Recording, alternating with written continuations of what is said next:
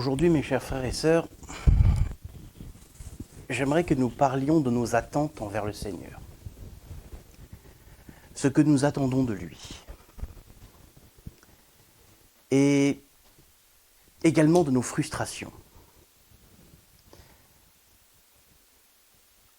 Qu'est-ce qui va causer dans notre vie de chrétien, dans notre vie de serviteur de Jésus-Christ, nos frustrations? Qu'est-ce qui va devenir de nos attentes lorsque nous venons à Jésus-Christ et que nous décidons que lui devient notre chef, devient notre souverain? Est-ce que le Seigneur prend en compte nos désirs? Est-ce que le Seigneur prend en compte le fait que nous vivons ici-bas sur terre? Alors évidemment, je pourrais faire ça rapidement, dire oui, c'est marqué dans la Bible, point. Et on arrêterait là. Mais bien sûr, je peux vous confirmer que le Seigneur Jésus prend en compte nos besoins. Mais de quelle manière est-ce que ça se fait? Et surtout, si le Seigneur prend soin de nos attentes, pourquoi est-ce que nous connaissons la frustration? Pourquoi parfois devons-nous attendre que le Seigneur agisse? Pourquoi est-ce qu'il n'agit pas tout de suite? Pourquoi est-ce qu'il ne nous révèle pas tout de suite? Pourquoi est-ce qu'il ne nous donne pas tout de suite l'attente? Parce que comme ça, nous aurions ce que nous voulons et après, Seigneur, je serai totalement libre pour te servir. Sauf que l'être humain ne marche pas comme ça. Nous sommes faillibles. Nous sommes tous pécheurs, encore aujourd'hui. Certes, nous sommes délivrés de notre péché, c'est-à-dire que le Seigneur, lui, est vainqueur sur notre péché. Pourtant, nous arrivons encore de chuter. Pourquoi? Parce que nous sommes charnels. Parce que nous vivons dans une chair corrompue. Mais l'Éternel est bien vainqueur. Et l'Éternel est amour. Amour ne veut pas dire uniquement je fais que ce qui est bon pour toi sans prendre en compte qui tu es. L'amour de Dieu, c'est je fais tout ce qui est bon pour toi en prenant compte de qui tu es, de ce que tu veux. Je le dis régulièrement, mais le Seigneur a de façons de faire aussi nombreuses qu'il y a d'êtres humains sur terre. Il agira différemment pour toi, Catherine, pour Gabriel, pour Philippe, pour Elisabeth, pour moi. Et à chaque fois, ce sera le même Dieu avec des méthodes différentes. Pourquoi? Parce que nous avons tous nos attentes. Nous avons tous, des envies. Lorsque nous venons à Christ, on a des attentes plein la besace. On attend certaines choses de la vie, du confort, de la richesse, de la vie de couple, un bon travail, une bonne situation, une belle maison. C'est très matériel. L'humain est très matériel. Il vit ici-bas sur Terre. Donc il a envie non seulement de pouvoir ses besoins, mais d'avoir un peu plus. Après tout, si c'est pour vivre ici-bas sur Terre, pourquoi pas vivre confortablement? Alors qu'arrive-t-il à nos attentes lorsque nous venons au Seigneur Jésus-Christ? Est-ce que nos attentes sont toujours les mêmes?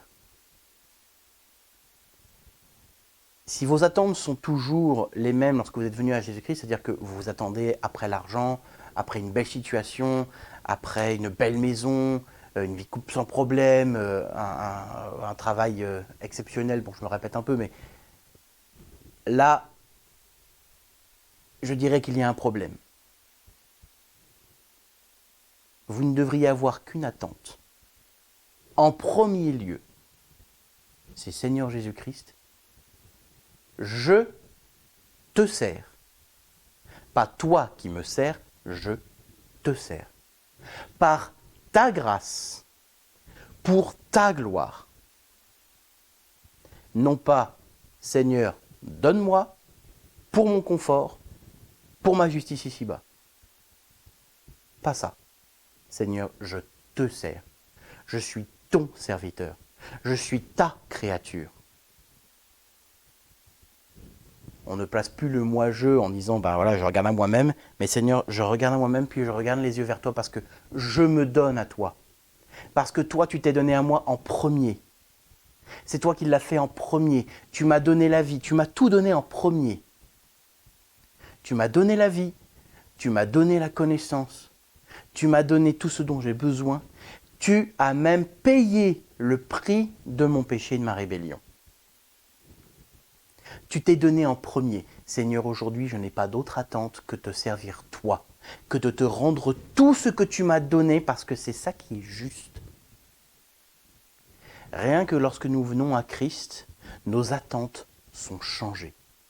Sont changées parce que lorsque nous avons soif de connaître Jésus-Christ, nous nous rendons compte à quel point il y a des attentes qui sont éphémères et qui sont attachées à cette terre. Donc il y a énormément de choses que nous allons abandonner au Seigneur, tout simplement parce qu'en réalité on se rend compte que c'est totalement futile. Pourtant il y a bien des attentes qui demeurent. Autre que celle de servir le Seigneur Jésus-Christ. Et ce sont des attentes, je dirais, légitimes. Une guérison à une maladie, l'attente qu'un frère ou qu'une sœur ou qu'un parent ou qu'un proche, un ami, puisse se tourner vers le Seigneur Jésus-Christ, c'est légitime.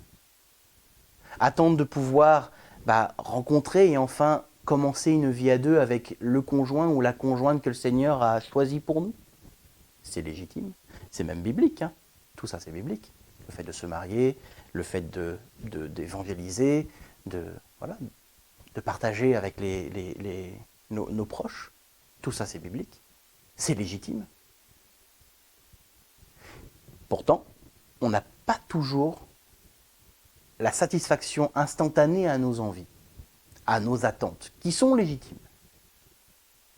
Alors la question c'est, Seigneur, est-ce qu'un jour je vais guérir? Est-ce qu'un jour cet ami pour qui je prie depuis des années va se tourner vers le Seigneur? Est-ce que, Seigneur, est-ce que je vais enfin rencontrer la femme ou l'homme que tu as choisi pour moi?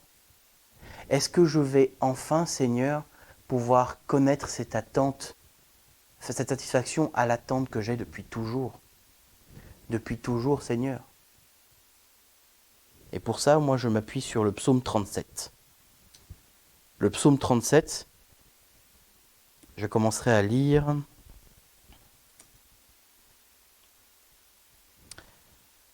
Je commencerai à lire depuis le début.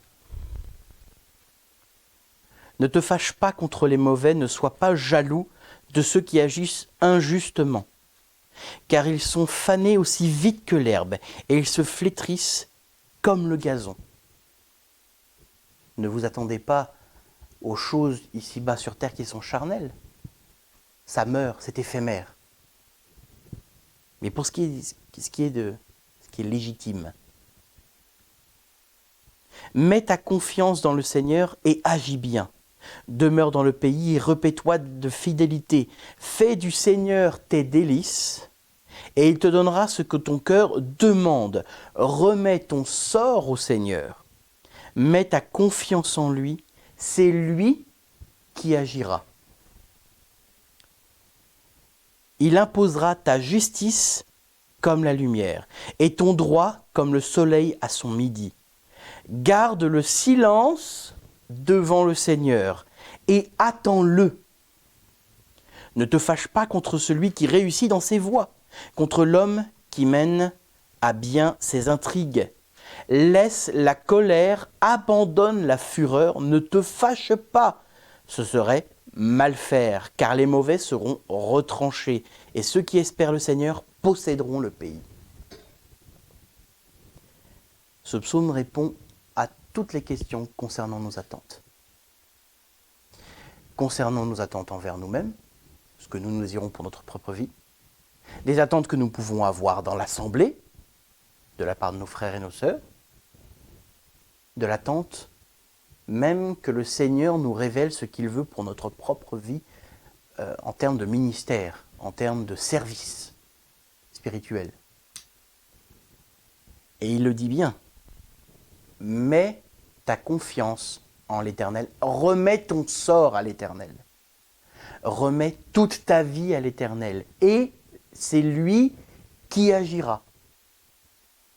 Ne nous empressons pas d'aller courir après nos attentes personnelles. Laissons le Seigneur Jésus-Christ courir lui-même après, pour nous. C'est lui qui fera, comme on s'est dit, il imposera ta justice comme la lumière. C'est lui qui fera briller notre justice auprès des autres, et auprès des anges, et auprès du Père. Ne cherchons pas notre propre satisfaction en premier lieu. Cherchons la satisfaction du Seigneur Jésus-Christ dans notre intimité avec lui, et lui s'occupera de notre satisfaction personnelle à nous. C'est une relation de couple que nous avons avec notre Seigneur Jésus-Christ. Aussi étrange que ça puisse paraître de dire ça comme ça. C'est une relation de couple. Dans un couple qui fonctionne, nous attendons le bien auprès de notre conjoint ou conjointe. C'est le bien de l'autre que nous cherchons. Nous cherchons à ce que notre bien-aimé, ou homme ou femme, soit comblé. Mais notre bien-aimé, lui, va faire exactement la même chose pour nous et va rechercher notre bien-être, va rechercher notre satisfaction. C'est exactement la même chose avec le Seigneur. Recommande ton sort à l'Éternel, c'est lui qui agira. Et la partie qui fait un peu plus grincer les dents, garde le silence devant le Seigneur et attends-le. Donc c'est bien que le Seigneur ne nous apporte pas tout de suite, puisqu'il est parlé d'attente. Et en attendant, qu'est-ce qu'on fait? Est-ce qu'on essaye nous-mêmes d'atteindre nos objectifs, entre guillemets? Qu'on essaye nous-mêmes d'atteindre notre satisfaction? Non. Garde le silence. Tu as tout placé devant le Seigneur Jésus-Christ, tu lui as donné toutes tes attentes, tu lui as donné tout ce que tu possédais, tout ce que tu avais, tout ce que tu voulais. À présent, fais silence et attends. Attends-le. C'est lui qui s'en occupe. Pourquoi est-ce que c'est important de se taire, entre guillemets? Pourquoi c'est important de garder le silence devant l'Éternel? Premièrement, parce que si nous demandons quelque chose au Seigneur Jésus-Christ, si je prenais un exemple, la recherche d'un conjoint. Il dit, Seigneur, je place ma foi en toi, c'est toi qui vas choisir ma promise ou mon promis. C'est toi, Seigneur, qui décide. Je laisse ceci à tes pieds. Parce que c'est quelque chose de beaucoup trop important pour faire n'importe quoi avec. Très bien, la prière est très bonne. Mais derrière, je ne garde pas le silence, c'est-à-dire que je me plains tout le temps. Je me dis, ah, je suis toujours célibataire. Je dis, bah alors, où est ta confiance dans le Seigneur? Ou alors, je parcours les églises et je vais à tel endroit, je rencontre du monde, j'espère trouver, et que tu recherches activement. Je ne dis pas que c'est une mauvaise chose de fréquenter les églises et d'espérer pouvoir trouver son conjoint, son conjointe dans l'assemblée. C'est pas ça le souci, mais n'allez pas dans les églises dans l'espoir absolu que la première chose que vous allez recevoir, c'est votre satisfaction personnelle. Je ne vais pas à l'église dans l'espoir de recevoir une satisfaction d'ici-bas sur terre. Je vais à l'église pour servir. Servir Christ et servir les frères, les sœurs qui sont présents. Fais de l'Éternel tes délices en premier, et il te donnera ce que ton cœur désire. Mais quand je ne garde pas le silence, je ne fais pas confiance à l'Éternel, je ne garde pas la foi en l'Éternel, parce que j'essaye de dater les choses, de faire en sorte que les choses arrivent plus vite, parce que j'en ai envie, parce que ça me tient trop à cœur. Donc je n'ai pas de foi en l'Éternel sur le fait que lui va décider et que lui va conduire toute chose. Mais en plus, je ne mets pas le Seigneur Jésus en premier lieu. Ça va très vite de retirer le Seigneur à la tête de notre vie. Ça va très vite. On place le Seigneur Jésus à la tête de notre vie et on dit oui mais ça j'en ai envie, puis Oui, Seigneur, je te l'ai remis, mais je vais quand même agir. Je vais quand même agir, Seigneur, parce que j'en ai trop envie. Je ne vous jette pas la pierre. Hein. Que personne ne se sente accusé là-dessus. Nous avons tous agi comme ça. Je suis certain que je pourrais discuter avec tout le monde et chacun me dirait, oui, il est vrai que ça, j'en ai tellement envie que j'ai agi avec impatience. On l'a tous fait. Donc je ne jette la pierre à personne. Mais rappelez-vous juste, tout comme moi je dois me rappeler également, que j'ai tout placé entre les mains du Seigneur. Et si j'ai tout placé entre les mains du Seigneur, alors je dois lui faire confiance. Et même si on ne garde pas forcément cette confiance tout le temps, le Seigneur, lui, va prendre du temps. Va prendre du temps pour que cette confiance puisse s'instaurer, puisse prendre racine. Parce qu'il y a forcément des moments où notre frustration va prendre le dessus, et dit, mais Seigneur, j'ai toujours pas obtenu satisfaction. J'ai toujours pas obtenu ce que mon cœur désire, Seigneur. Et le Seigneur, lui, il sait très bien. Il sait. Mais vous ne lui faites pas confiance. Tout comme moi, je ne lui fais pas confiance quand c'est comme ça. Et le Seigneur, lui, prend encore du temps. Il dit, mais fais-moi confiance. Que cette confiance puisse s'enraciner. Que la conviction qu'il veut votre bien, votre bonheur, et donc qu'il va accéder à vos attentes, prenne racine avant même que vous ayez obtenu satisfaction. Soyez convaincus avant même d'en avoir la preuve. Ayez la foi. Pas n'importe quelle foi. La foi que notre Seigneur Jésus-Christ a envers son Père. Pas la foi d'un humain qui est faillible, mais la foi du Fils qui dit au Père, oui, je vais à la croix, mon Père, parce que tu me l'as demandé. C'est un ordre que tu m'as donné. Je ne suis pas obligé de l'obéir. Le Seigneur le dit, hein, je crois que c'est dans Jean, au chapitre 10, je crois, où il dit « Personne ne prend ma vie, c'est moi qui la donne. Et je peux la reprendre. » Il le dit. Mais il ne le fait pas parce que son Père lui a ordonné de faire. Donc il a la foi envers son Père. Et c'est une foi infaillible. Imaginez-vous, vous devoir laisser tomber vos attentes et obéir au Seigneur qui vous dit, tu vas aller à une mort certaine, mais la pire mort qui puisse exister. Tu vas même connaître la séparation avec moi. Je vais être franc avec vous. Hein. Moi, ma vie, je ne suis pas sûr que... Je ne peux pas dire que je l'aurais donné là, aussi j'allais dire aussi facilement. Je ne pense pas que ça devait être vraiment facile pour le Seigneur Jésus-Christ, mais je ne suis pas sûr que je l'aurais fait. Parce que ça fait peur, parce que ça allait être douloureux. Le Seigneur Jésus-Christ, lui, l'a fait. Et il l'a fait. Et encore mieux, il a dit, personne ne prend ma vie. C'est-à-dire que les gens qui l'ont mis sur la croix, il les a dédouanés.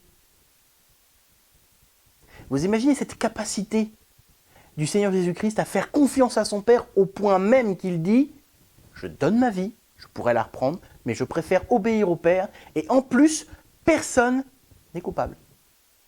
C'est moi qui donne ma vie. Personne ne me la prend, mais j'obéis à mon Père. » C'est de cette même foi que nous devons être animés et c'est pour ça que le Seigneur prend du temps à nous donner satisfaction. Fais-moi confiance. Apprends à me connaître. Parce que ce sera la deuxième chose. Non seulement la foi envers moi va s'instaurer, mais en plus de ça, tu auras le champ libre, entre guillemets, pour pouvoir me servir. Pour pouvoir me connaître, pour avoir une intimité réelle avec moi. Avant d'avoir toute autre satisfaction, sois satisfait de ta vie de couple avec moi. C'est ce que recherche le Seigneur Jésus-Christ. Il cherche son épouse. une relation intime avec son épouse. Sois d'abord mon épouse. Et quand tu seras mon épouse, tu obtiendras satisfaction puisque tu es mon épouse, je cherche ton bonheur. Je cherche ta satisfaction. Je cherche à te donner tout ce dont tu as besoin. Mais deviens mon épouse.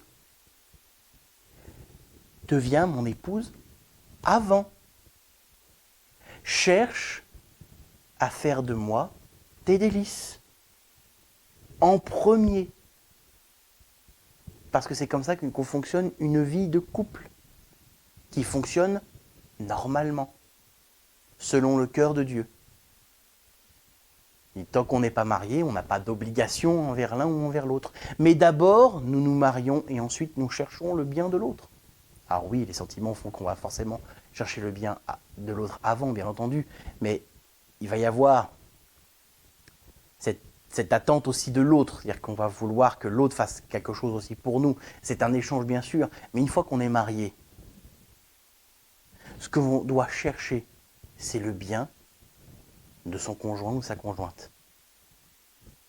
Et l'inverse est aussi vrai. Et avec le Seigneur Jésus, c'est pareil. Ne faisons pas les choses dans le désordre. On le rappelle, Dieu est un Dieu d'ordre. Donc, on devient d'abord son épouse. Nous faisons d'abord du Seigneur Jésus-Christ nos délices. Et il nous donnera, lui, tout ce que nous attendons. Toutes les attentes légitimes seront comblées. Et si ce n'est pas selon le cœur de Dieu, c'est-à-dire que si une attente, même qui est légitime, n'est pas bonne pour nous parce que nous pourrions chuter, le Seigneur éloignera ceci de notre vie, mais également cette attente de notre vie. Nos attentes deviendront les mêmes attentes que Christ pour notre vie. Et tout ce qui ne sera pas sur le plan du Seigneur nous concernant, sera effacé parce que le Seigneur nous dira, mais ce n'est pas ce qu'il te faut. Ce n'est pas ce dont tu as besoin.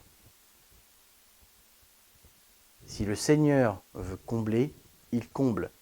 Mais si le Seigneur ne comblera pas une attente, il fera en sorte que cette attente-là soit effacée. Parce que on se rendra compte qu'on n'en a pas besoin ou que ce n'est pas ce qu'il faut pour notre relation avec le Seigneur Jésus-Christ. Bref, le Seigneur remettra de l'ordre même dans nos attentes. Il va remettre de l'ordre en totalité, du début à la fin. Il change complètement notre état d'esprit, complètement notre perception. On ne réfléchit plus pareil. Lorsqu'on vit seul, on pense qu'à nous-mêmes. Il n'y a personne d'autre à penser. Mais lorsque nous vivons à deux, nous devons regarder dans la même direction. Nous devons prendre la même direction. Nous devons accorder nos attentes. Mais c'est ce que le Seigneur fait avec nous. Il accorde nos attentes, les siennes et les nôtres. Et c'est ce que nous devons attendre en premier, que le Seigneur Jésus-Christ puisse avoir les mêmes attentes que nous, ou plutôt que nous ayons les mêmes attentes que le Seigneur Jésus-Christ. C'est plutôt dans cet ordre-là. Ne faire qu'un. Être en parfaite harmonie avec notre Sauveur. Qu'importe les douleurs, qu'importe la solitude,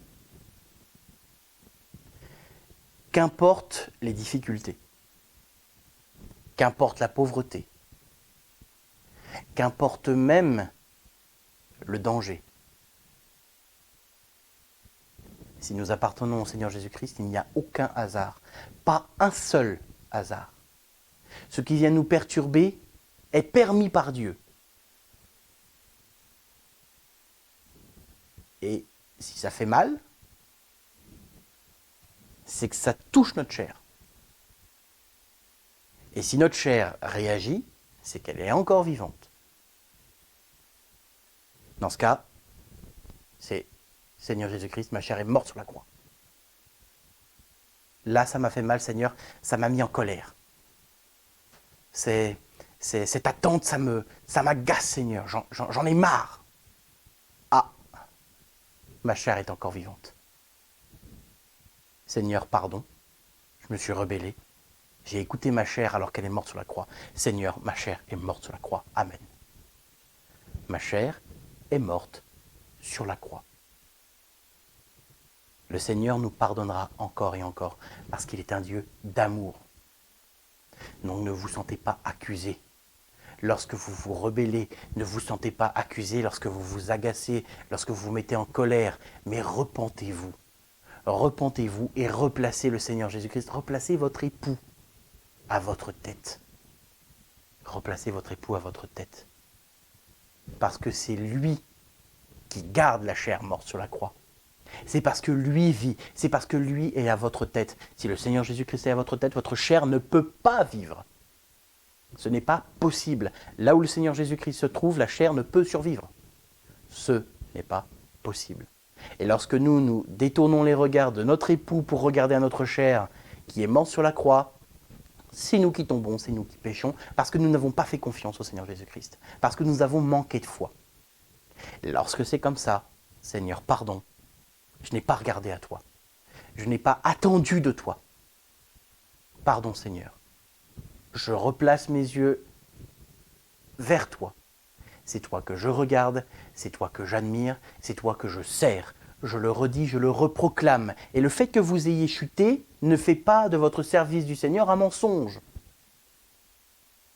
Ça ne remet pas en question votre relation avec le Seigneur Jésus-Christ. Ça ne remet pas en cause votre vie de couple avec le Seigneur Jésus-Christ. Bien au contraire, ça vous permet de la réaffirmer et de dire « Non Seigneur, je refuse la chair à nouveau. Je te replace toi comme mon maître. » Vous enracinez encore plus le Seigneur Jésus-Christ dans votre cœur. Vous renforcez votre lien avec le Seigneur Jésus-Christ par sa grâce, par son amour. Parce que lui le permet, parce que lui est amour. Il ne faut pas oublier que si le Seigneur n'avait pas cet amour immense qu'il a envers nous, nous devrions payer le prix de notre péché, notre rébellion. Et on l'a tous vu, hein. C'est la croix qui nous attend. Et le Seigneur Jésus-Christ lui dit, mais non, je t'aime. Je t'aime et je te pardonne encore et encore et encore parce que je t'aime d'un amour que tu ne peux pas saisir. Et à chaque fois, nous reparlerons encore de cet amour. Et à chaque fois, nous reparlons de la croix parce que c'est l'essence même de notre Sauveur. Oui, la croix. Vis la croix dans ta vie parce que comme ça, tu vas connaître la vie, ma vie à travers toi. Tu vas connaître cet amour immense qui va venir te remplir et qui va couler pour les autres. Tu vas connaître ma nature, tu vas connaître ma source, qui je suis réellement et tu vas le devenir toi-même. Tu vas ne faire qu'un, tu vas être l'épouse que j'attends. Et c'est tout ce que le Seigneur nous demande. Alors ça peut paraître beaucoup pour certains, et je pense qu'à un moment de notre vie, des choses sont tellement enracinées en nous que ça nous paraît beaucoup à donner.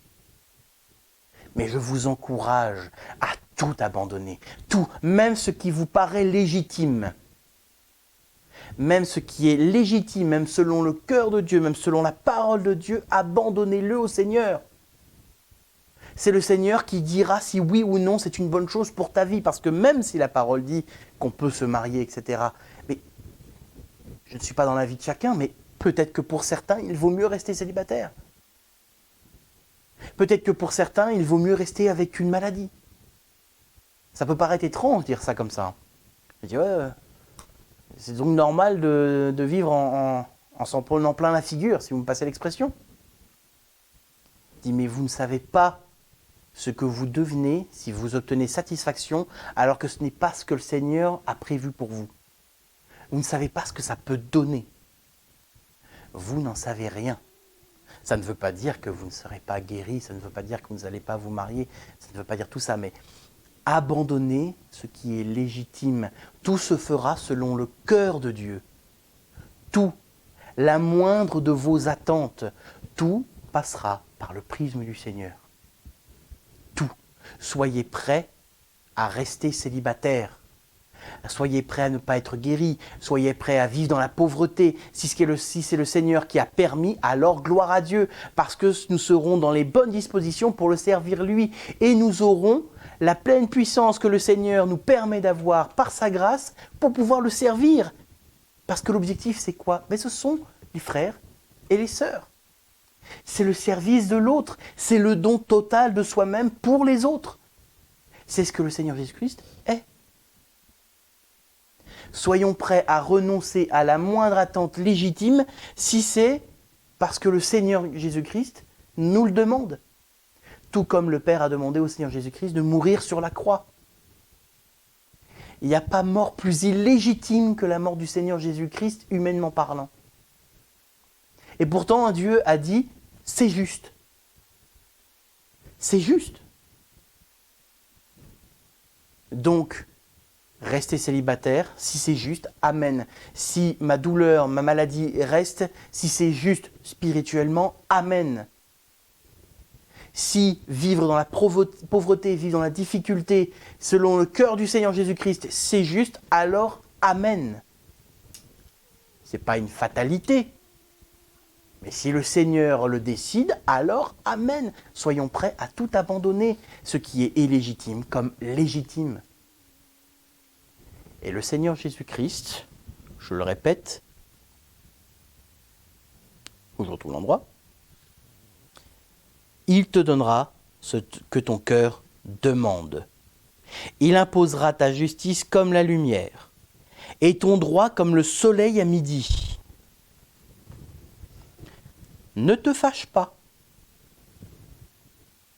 contre celui qui réussit dans ses voies. Ne sois pas jaloux. Ne sois pas envieux. Ne sois pas envieux. La seule chose que je veux, dit le Seigneur, c'est cette intimité avec toi. Je veux que nous soyons mariés spirituellement. C'est ça que je veux. N'ayez pas peur pour vos attentes. Pour toute souffrance, le Seigneur apporte un baume, apporte une solution, une guérison. Et tant que ça fait mal, si le Seigneur ne vous a pas délivré, amen Seigneur, que ton nom soit loué. Tout se fait selon ton temps.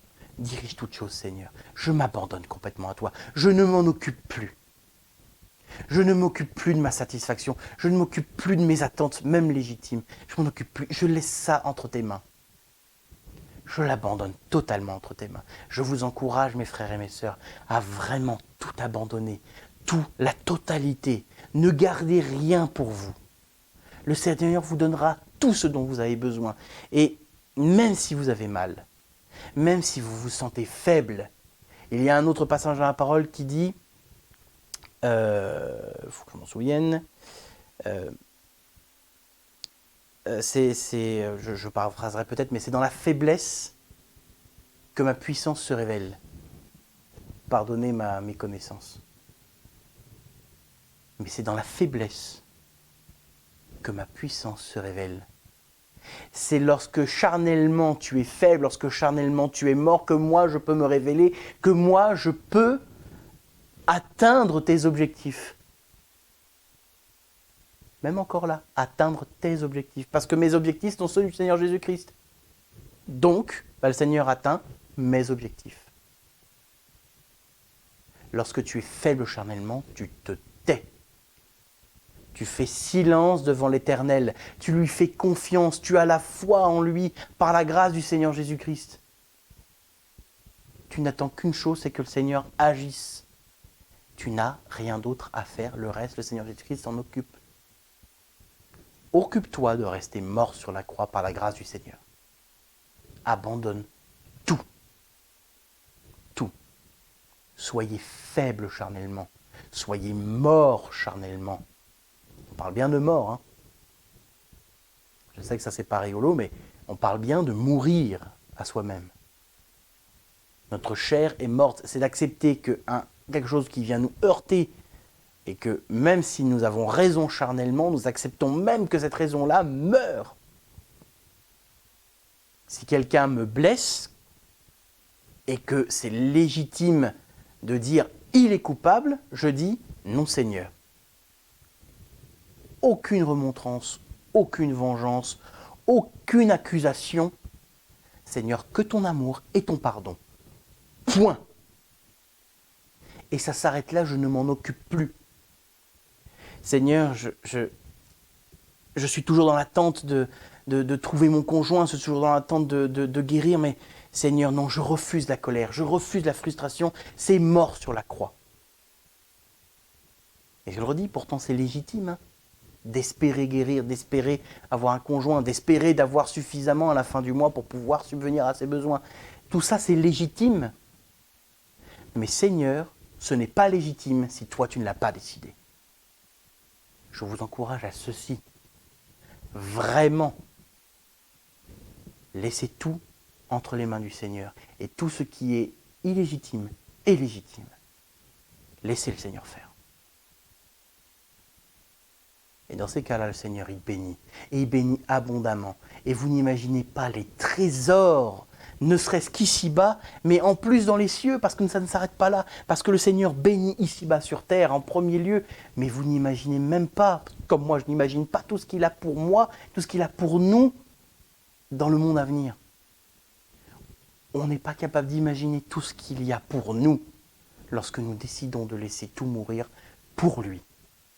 Lorsque nous acceptons que le feu du jugement, le feu de la mort, le feu de la croix viennent brûler tout ce qui n'est pas selon le cœur du Seigneur Jésus-Christ ici-bas dans notre vie sur terre, n'imaginons même pas tout ce que ça peut faire dans les cieux. N'imaginons même pas tout ce que ça peut faire près du trône de la grâce. Je ne vais pas vous cacher que moi j'ai hâte de voir. J'ai hâte de voir ce que ça donne.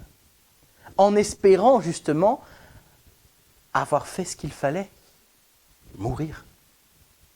Parce que je peux être curieux de savoir ce que ça va donner là-haut sans mourir à moi-même ici-bas. Bah dans ce cas, je pense que je vais être un petit peu déçu. Par ma faute. Donc, on a chanté un cantique tout à l'heure qui disait si tu perds dans ce voyage quelque cher et doux trésor ici-bas sur terre, n'oublie pas que là-haut, il y a un trésor immense qui nous attend. Immense. C'est Jésus-Christ. C'est le Seigneur Dieu avec toutes les bénédictions qu'il a pour nous. Et la grâce immense que nous avons aujourd'hui, c'est que le Seigneur, il n'a pas envie d'attendre, lui, que nous soyons en haut avec lui pour nous bénir. Il n'a pas envie de dire, non, c'est tout garder jusqu'à ce que tu meurs, tu vas juste souffrir. Non, il a envie de nous en donner alors que nous sommes ici-bas sur terre. Puisque lorsque nous mourrons à lui-même, c'est lui qui s'établit dans notre vie. C'est lui qui nous construit. Et c'est déjà un trésor spirituel immense. Immense, incommensurable, il n'y a pas de prix. C'est beaucoup trop précieux, c'est divin. Cette capacité, cette possibilité que nous avons de pouvoir avoir cette relation avec lui et que lui veuille être notre époux. Lui, il n'attend pas que nous soyons déjà passés par la mort pour nous dire « je vais te donner toutes les bénédictions ». Non, on n'est pas encore mort, qui veut déjà nous bénir. Et qui nous bénit déjà. Ne serait-ce déjà que par son sacrifice. Commençons juste par là. Rien que là, nous avons le trésor immense. Il a payé notre prix. Rien que là. Rien que ça devrait nous suffire à dire « Seigneur, je te sers ». Et là, je voudrais m'adresser aux chrétiens qui se contentent juste de dire « bon, je suis sauvé, ça me suffit ». Mes frères et sœurs, prenez le temps de vous rendre compte que vous n'avez fait qu'un petit pas parce que c'est le Seigneur qui vous a permis de le faire. Mais que maintenant, il dit « mais marche avec moi ». Mes frères et sœurs, vous qui êtes sauvés mais qui hésitez à franchir le pas de servir le Christ, de dire « Seigneur, j'abandonne tout à tes pieds ». Viens. Les temps sont courts encore maintenant. Par la grâce du Seigneur, encore aujourd'hui, nous avons du temps, mais ne perdez pas plus de temps. Rendez-vous compte de cette richesse immense, immense que le Seigneur partage avec nous. Parce que le Seigneur nous donne un cadeau gratuit qui est je t'ai sauvé par ma grâce, mais je veux te donner encore plus. Il veut nous donner encore plus. La seule chose que nous avons à faire, c'est d'accepter qu'il puisse le faire. C'est d'accepter de mourir à soi-même, d'abandonner nos attentes. Oui, ça peut faire peur, oui, ça peut faire mal. Et même encore ceux qui ont décidé de franchir ce pas-là, qui est de « je marche avec le Seigneur Jésus-Christ », nous avons encore ces attentes, nous avons encore ces frustrations. Mais Seigneur, à chaque fois que je ressentirai ça, Seigneur, non, je réabandonne tout à tes pieds. Je vous encourage à le faire, à marcher avec lui. Vous qui n'avez pas encore pris ces décisions, comme ceux qui ont pris ces décisions, poursuivez, persévérez. Persévérez. N'abandonnez pas la course, celle dont Paul parlait. N'abandonnez pas la course. Persévérez. Si vous chutez, regardez au Seigneur Jésus-Christ. C'est lui qui vous relèvera. C'est lui qui vous pardonnera. C'est lui qui vous bénira. C'est lui qui rectifiera tout. Repentez-vous de vos péchés et abandonnez-vous totalement, complètement, entièrement à lui et que toute gloire lui revienne en son saint nom Jésus-Christ. Amen.